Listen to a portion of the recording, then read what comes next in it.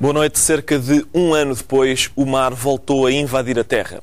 Um novo e violento maremoto abalou desta vez a costa portuguesa. Vamos lá.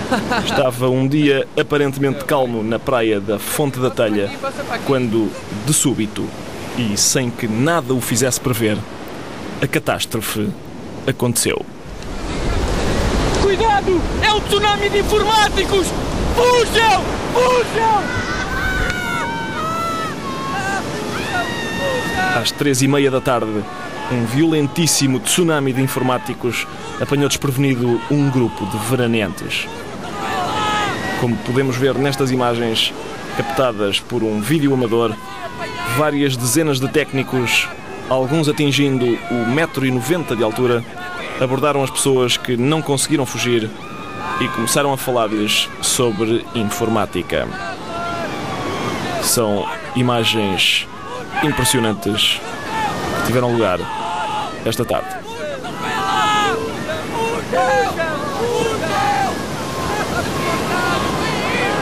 Hoje em dia já ninguém trabalha em MS-DOS. Para que é que você há de trabalhar em modo real se a máquina só lhe permite aceder a 640 capas de memória? Em modo protegido, você vai buscar 4 GB de memória RAM mais a técnica de memória virtual, que é uma técnica que permite ao processador criar, simular memória RAM num arquivo do disco rígido que é o chamado swap file. Os níveis de enfado chegaram a atingir valores da ordem dos 7.9 na escala de Ramalhianas. A diferença entre a memória RAM e a memória ROM é que a memória RAM é uma memória de trabalho onde são armazenados todos os programas e conteúdos que são usados pelo utilizador. Trata-se, portanto, de uma memória volátil, cujos conteúdos serão perdidos assim que o computador for desligado. Já a memória ROM é uma memória que só permite leitura. Está a perceber? Portanto, é essa a diferença entre a memória RAM e a memória ROM.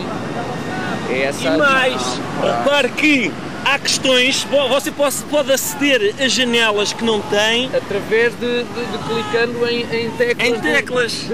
Viveram-se momentos dramáticos de chatice e alguns veraneantes procuraram fugir, tendo sido perseguidos por informáticos em fúria que gritavam: "Mas como é que é possível você ainda não ter uma firewall?"